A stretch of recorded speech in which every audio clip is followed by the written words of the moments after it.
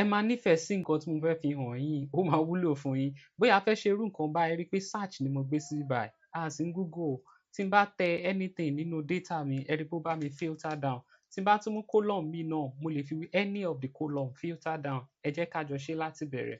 So data tí mo fẹ́ lò lélẹ̀, nǹkan tí mo kọ́kọ́ fẹ́ ṣe ni pé mo fẹ́ sọ di table. So mo wà nínú any of the cell, mo ṣe Ctrl T, ó sọ pé ṣé table mi ní header, bẹ́ẹ̀ ni. Okay, mo ti sọ di table bẹ́ẹ̀ yẹn. Màá wá pààrọ̀ orúkọ ẹ̀ sí nǹkan tí mo lè tètè máa rántí. Ẹ jẹ́ kí n pe orúkọ ẹ̀ ní customers. Ẹ rí kí mo ti fún un ní customers. Màá wá sí sheet mi. Sheet mi yẹn mo fẹ́ set up gbogbo search yẹn. Nǹkan tí mo kọ́kọ́ fẹ́ ṣe ni mo fẹ́ wá lo developer tab mi. Tẹ́yìn ò bá rí bíbá ẹ right click, kẹ́ click sórí customize ribbon. Ẹ máa lọ check ẹ̀ bíbá ẹ. Ó ṣeé ṣe kó jẹ́ pé tọ̀dọ̀ yín ò ti wà checked. Tẹ́ bá ti ṣe bẹ́ẹ̀ yẹn, ẹ máa ní developer. Ẹ wá síbi insert bíbá yín sí. A máa insert text box yìí. Ibẹ̀ yẹn la máa kọ nǹkan tá a fẹ́ ṣe sí. So bóyá mo ti insert text box sí bíbá ẹ pé gbogbo ohun tí n bá ń wá inú ibẹ̀ mo máa ṣe sí. A ti ṣe nǹkan alákọ̀ọ́kọ́. Màá tún wá right click lé lórí.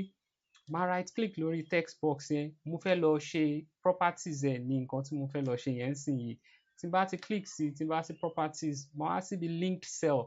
Ìyẹn ni pé cell wo ni mo fẹ́ link nǹkan tá a bá ń kọ síbẹ̀ sí. Bóyá mo fẹ́ lo F1 sìn, ẹ jẹ́ kí n kọ́kọ́ F1 síbẹ̀ yẹn.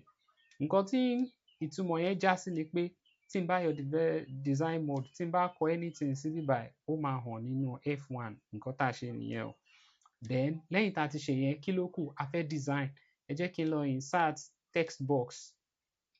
Ìyẹn ẹ mọ̀, a lè lọ síbi shape. Mo fẹ́ insert text box nísìn. A kọ ní gbogbo eléyìí tí mo kàn fẹ́ ṣe yìí o. Kò disturb ohun tá a fẹ́ ṣe o.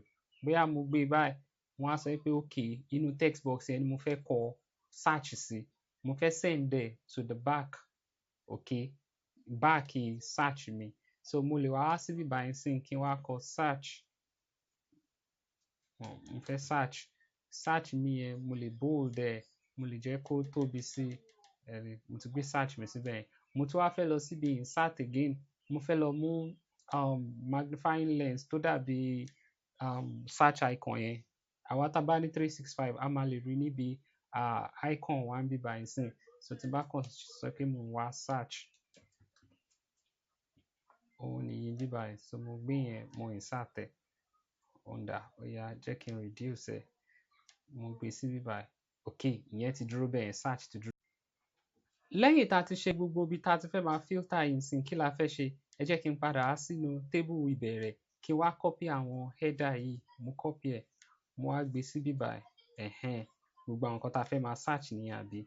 Màá wá sábẹ́ alákọ̀ọ́kọ́, màá wá kọ formula mi. Formula yẹn gùn díẹ̀, màá bá yín fi sínú description. Filter, kí ni filter mi fẹ́ gbà?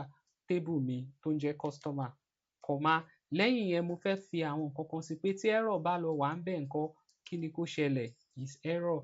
Then in tó fẹ́ máa ṣiṣẹ́ gangan ni search yìí. Nínú search yẹn, text wo ni kó wá? Ibo ni mo connect text box mi mọ́ F1, tẹ́ bá gbàgbé F1. Then comma, nínú ibo ló ti fẹ́ wá? Nínú customers. Nínú customers. Lẹ́yìn tí mo sọ pé wà nínú customers nsìn, tí n bá ṣe square bracket tí mo lè máa mú àwọn column yẹn lẹ́yọ kọ̀ọ̀kan. O lè fi first name wá kí n ṣe and. Ẹ máa wo nǹkan tí mo ń ṣe yìí o. Mo fi asterisk sínú double quote. Ìyẹn ni pé tí n bá combine columns méjì náà, ṣé kó ṣì rí? And mo ti parí alákọ̀ọ́kọ́ bẹ́ẹ̀ yẹn náà. Mo tún lè wá sọ pé kí tún ni o? Column kejì, customers, square bracket. Ó lè fi last name náà wá. Tí mo tún ṣe yẹn náà, a kò máa repeat gbogbo èyí tí mò ń ṣe yìí ni. And màá tún mú pé customers ẹlẹ́ẹ̀kẹta àbí square bracket. Kí ni kó tún fi wá? State. Màá kàn dúró ní state nìkan. Mi ti parí formula ní sùúrù. State.